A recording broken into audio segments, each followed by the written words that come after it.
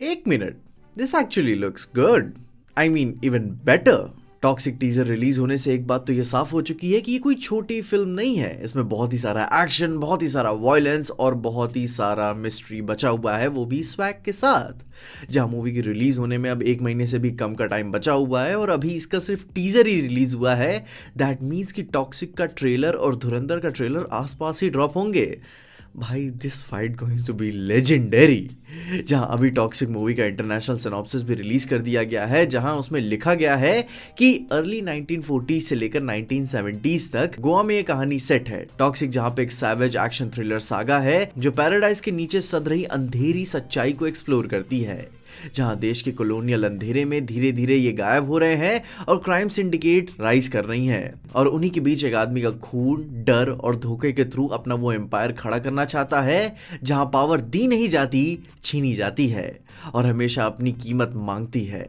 जहां जैसे ऐसे स्मगलिंग रूट्स बैटल ग्राउंड्स बन रहे हैं और लॉयल्टीज टूट कर शक में बदल जाती हैं, पैरानोया ही सर्वाइवल का एक तरीका बन जाता है। जहां आखिर में उसके फैसलों के कॉन्सिक्वेंसेस से भी ज्यादा पावरफुल चीज सिर्फ उसके अंदर का अंधेरा है। जहां भाई अब आई नो कि ये बहुत ही ज्यादा वेग सा सिनॉप्सिस है, मगर इसको थोड़ा सा ध्यान से देखो तो इससे ये बात पता चलती है कि टॉक्सिक मूवी कोई वन पार्टर इवेंट नहीं होने वाला। इसके सिनॉप्सिस से ही ऑफिशियली कंफर्म हो जाता है कि यह मूवी एक सागा है, और जिस हिसाब से ये केजीएफ कोडेड इसकी वर्ल्ड बिल्डिंग बताई जा रही है, अगर भरोसा कर ले तो उस बेसिस पे ये एक फिल्म में कंप्लीट नहीं की जा सकती। जहां पे अब ये मूवी आज़ादी से पहले से लेकर गोवा के इंडिया के पार्ट होने तक की कहानी को एक्सप्लोर करता है, जहां पे जब कहानी के अंदर अंग्रेजों का इंडिया के ऊपर होल्ड छूट गया था एंड फिर इंडिया के आज़ाद होने के बाद भी गोवा पुर्तगालियों का बना रहा, और फिर एक और बार मूवी के अंदर आते आते जैसे ही इंडिया ने फुल्ली गोवा को कैप्चर करके अपना पार्ट बनाया, तो भाई रॉकी भाई सारी चीज़ों को कैसे जाने देंगे। मतलब कि ये कहानी अब ऐसे समझ में आ रही है कि वो शुरू से ही होके आज़ादी के पहले से ही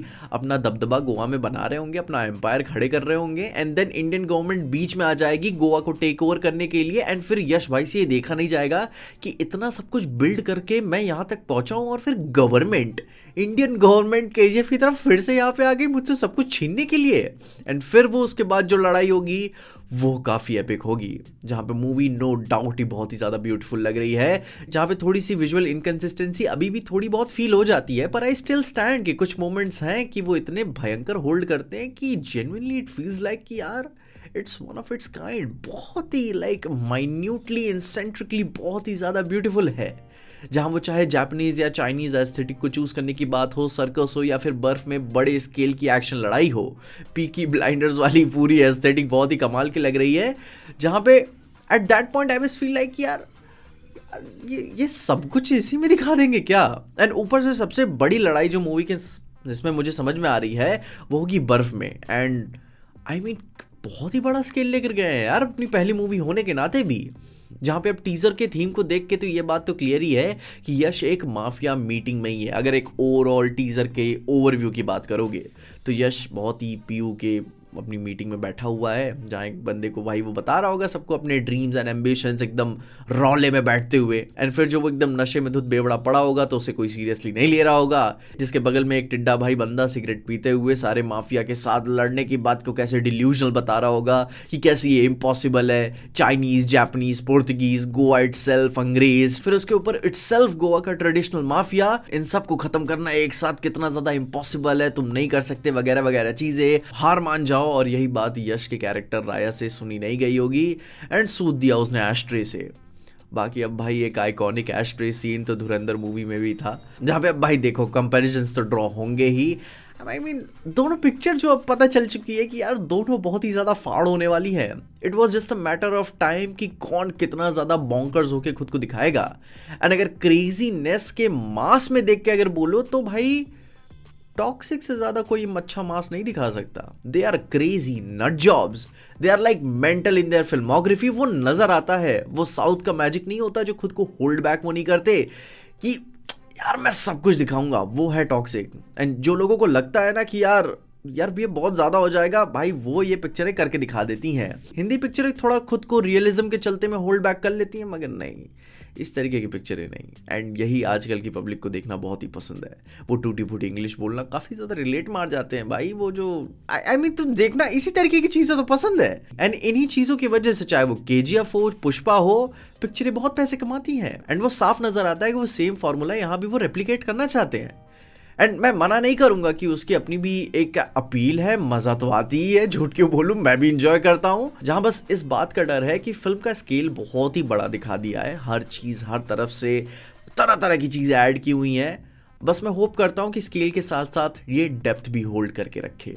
कूल मोमेंट्स तो बहुत सारे हैं मूवी में, वो बात तब वाला सीन, सेक्स तो भरा पड़ा हुआ है। एंड फिर जब आपको लगता है कि आपने सब देख लिया, यश अपना जवान वाला कार्ड निकालते हैं, आई मीन एंड में चिकने होके आते हैं। जहां वो पहली वीडियो हमें ग्लिम्स में नहीं देखने को मिली थी, उसमें यश ने बोला था डैडी इज होम, वो कोई छपरी लाइन नहीं थी, क्योंकि that actually hold some significance in the movie. बाप बेटे वाला रिश्ता, हम शक्ल, डबल रोल, जनरेशनल राइवलरी की मुझे भी ये गद्दी चाहिए, कई सारी चीज़ें हो सकती हैं।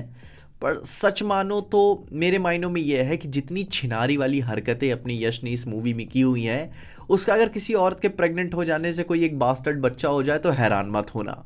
एंड देन वो एंड में बाप को चैलेंज करने वाली बात फिर आ जाती है, एंड देन वो अकाउंटेबिलिटी सीखने वाली बात भी यश को आ जाएगी। पर फिर भी उसके होप्स एंड ड्रीम्स फिर भी रहेंगे। हु नोस, कहानी बहुत ही ज़्यादा ट्विस्ट एंड टर्न्स ले सकती है। हु नोस कि शायद उसे अपने बेटे को ही मारना पड़े।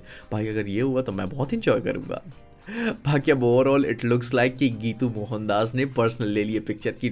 लगता है कि सिर्फ मन बना सकते, मैं बना के दिखाती हूँ इनके बड़ों को कि कैसे मास पिक्चर बनाते हैं, वो भी अडल्ट वाली। इंटेंसिटी भयंकर है इसमें, हर एक punch cut jump sex, they went hardcore in everything and making the movie hardcore for only for adult. वो भी ऐसा नहीं कि अडल्ट होने के नाते अडल्ट बना दी, नहीं, it's hard core adult. And अगर इन्होंने ये सब सही किया तो it's gonna open some new doors in India, जहाँ एक्चुअल में लोग अडल्ट मूवीज़ अडल्ट्स के लिए बनाएंगे कि हाँ भाई हम पैसे दे रहे हैं, हम भी थोड़े से बड़े वाली चीज़ें देखें।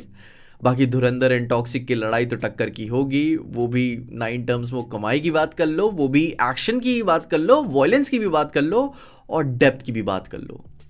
जहाँ मूवी भयंकर पोटेंशियल रखती है। एंड यस, वो खाट कबड्डी वाला सीन मैंने भी देखा, वो लाइक बेड तोड़ देने वाला सीन, आई मीन लोग कपड़े फाड़ेंगे भाई पिक्चर में, वो सीन देखने के बाद लोग पागल हो जाएंगे, मैं बता रहा हूँ। भाई साउथ की पिक्चरों का भाई ये बात कह सकते हो, थोड़ी सीरियसनेस, थोड़ी सीजत, पेट्रियोटिज्म वाली चीज़ जो धुरंधर में आप एक्सपेक्ट करोगे, दिल गदगद सा हो जाएगा कि ये पिक्चर होती है मैनली, बहुत ही अच्छी। बट वहीं दूसरी तरफ टॉक्सिक इज लाइक मास, पागल हो जाओ बेंचो देख के, ऐसा जैसे लाइक इंडियन क्रिकेट टीम जब जीत जाती है तो वो पागलपन दिखता है, तो वो इस तरीके की फीलिंग रिक्रिएट करने की पूरी पोटेंशियल लगती है टॉक्सिक। एंड आई होप कि वो एंटरटेनमेंट वैल्यू हिंदी सिनेमा भी थोड़ा सा कुछ सीखे। बाकी यार धुरंधर एंड टॉक्सिक, ये भाई लाइक बहुत कम ऐसा होता है कि लाइक इतनी कमाल कमाल की अडल्ट मूवीज जब एक साथ रिलीज हो रही हो, भाई आग ही लगेगी। बाकी आप अपनी ओपिनियंस बताओ कि अब आप कौन सी पिक्चर पहले देखने वाले हो, टॉक्सिक या धुरंधर? अपनी ओपिनियंस में कमेंट्स से ज़रूर बताना, और तब तक के लिए देखते रहना PJ एक्सप्लेन।